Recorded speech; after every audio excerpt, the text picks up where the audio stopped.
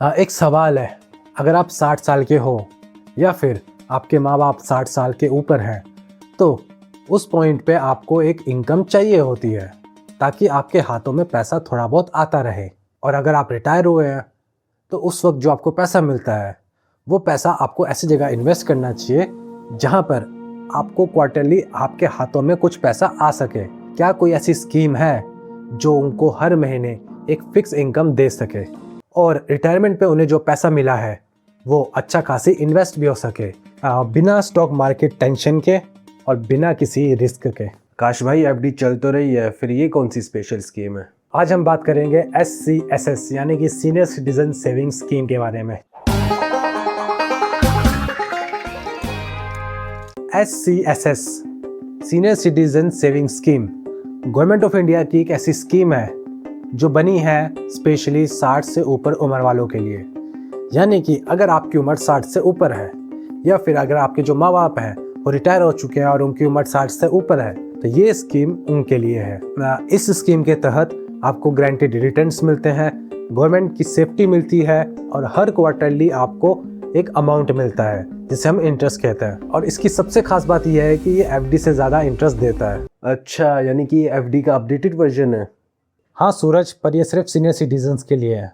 SCSS की अगर हम लेटेस्ट इन्फॉर्मेशन की बात करें तो इसमें इंटरेस्ट है 8.2% का, टेन्योर है 5 साल, मिनिमम डिपॉजिट है 1000 रुपये और मैक्सिमम डिपॉजिट है 30 लाख रुपए। इसमें जो इंटरेस्ट है वो आपको क्वार्टरली मिलता है और गवर्नमेंट ऑफ इंडिया की इसमें आपको 100% सेफ्टी मिल जाती है।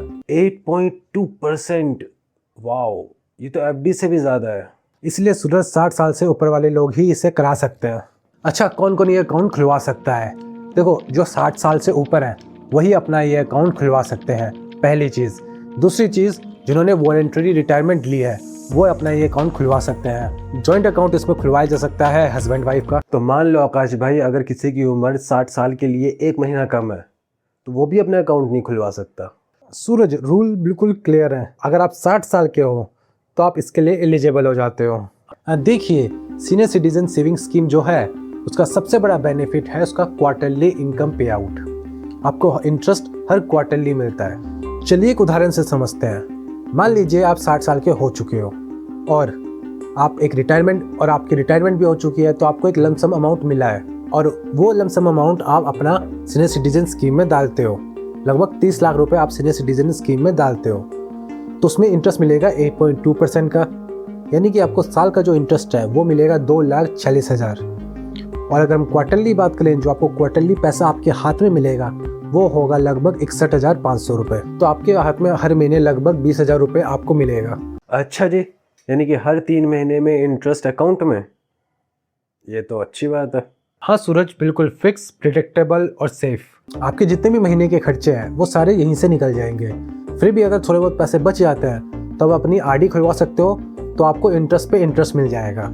SSC का इंटरेस्ट जो होगा उसका अगर आप आरडी भी करा देते हो तो आरडी पर भी इंटरेस्ट मिलेगा। तो कुल मिला के आपको एक अच्छा खासी इंटरेस्ट मिल जाता है। देखिए, जितने भी सीनियर सिटीजन लोग होते हैं उनकी प्राथमिकता अलग होती है। उनको सेफ इनकम चाहिए होती है, उनको इतना पैसा चाहिए होता है कि हर महीने वो उनका खर्चा निकल जाए। उनको मार्केट का रिस्क नहीं चाहिए होता है ना, हाई रिटर्न भी इतना नहीं चाहिए होता क्योंकि वो अच्छा खासी पैसा अपनी रिटायरमेंट तक कमा चुके होते हैं, है ना। एक रेगुलर इनकम चाहिए होती है जिससे उनके खर्चे निकल जाएं और कोई टेंशन नहीं चाहिए होता। सो उन सीनियर सिटीजन के लिए ये जो सेविंग स्कीम है ये बेस्ट हो सकती है। आकाश भाई, रिटायरमेंट में ना कैश फ्लो बड़ा इंपॉर्टेंट होता है। बिल्कुल सूरज, रिटायरमेंट के बाद तो आपके पास पैसा होना चाहिए ताकि आपके महीने के खर्चे निकलते रहें। SCSS इन सभी प्रॉब्लम का एक ही सॉल्यूशन है। अच्छा, अब टैक्स की बात कर लेते हैं। इस स्कीम में आपको टैक्स तो देना पड़ता है। सेकेंड थिंग, इसमें जो इंटरेस्ट है उसमें आपको 80C का डिडक्शन मिल जाता है। आपकी इनकम स्लैब के हिसाब से उसमें टैक्स लगेगा। अच्छा जी, यानी कि इसमें टैक्स भी देना पड़ता है? हाँ सूरज, लेकिन गारंटेड इनकम के साथ। इसमें इंटरेस्ट 8.2% है तो इतना फ़र्क नहीं पड़ेगा, आपको अच्छा खासी अमाउंट मिलेगा। अच्छा, इस स्कीम में एक चीज़ समझनी बहुत ज़रूरी है। आप प्री मैच्योर विड्रॉल भी ले सकते हो। अगर आपको ज़रूरत लगती है कि आपको प्री मैच्योर विड्रॉल लेनी है तो आप ले सकते हो, बट उसमें भी थोड़ी कंडीशन है। अगर आप 1 साल से पहले लेते हो तो वो अलाउड ही नहीं है। 1 साल और 2 साल के बीच में लेते हो तो आपको 1% की पेनल्टी देनी पड़ती है और अगर 2 साल के बाद अगर आप प्री मैच्योर करते हो तो उसमें 0.5% की पेनल्टी लगती है। आकाश भाई ये तो ज़्यादा फ्लेक्सिबल नहीं है, पेनल्टी भी देनी पड़ती है इसमें। हाँ सूरज, लेकिन डिसिप्लिन के साथ। तो अगर हम इस स्कीम को कंपेयर करें बाकी स्कीम के साथ तो आपको एक डिफरेंस देखने को मिल जाएगा। इतना ध्यान रखना है कि आपको जो जितना भी अमाउंट होता है, अगर आप बड़ा अमाउंट डिपॉजिट करा रहे हो, सारा पैसा एक इंस्टीट्यूशन में एक ही स्कीम में जमा नहीं करना होता।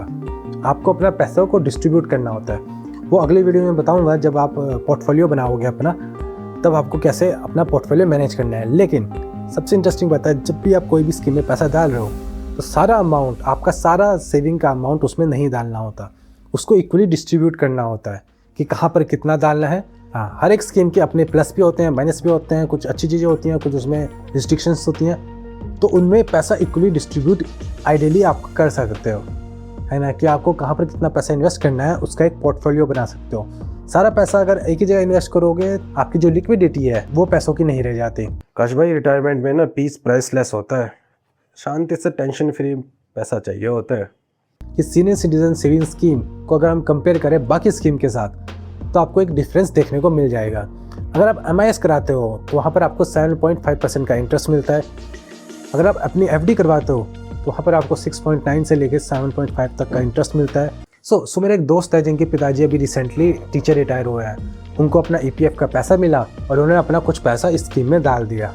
अब उनको धीरे धीरे हर क्वार्टरली उनको पैसा मिलता है, जिसमें से वो थोड़ा खर्च कर लेते हैं और जो बचता है उसकी वो RD कर देते हैं, जिससे इनका इंटरेस्ट और भी बढ़ जाता है। इस हिसाब से तो सीनियर सिटीजन्स के लिए ये स्कीम अच्छी हो सकती है, इसको कंसिडर करनी पड़ेगी।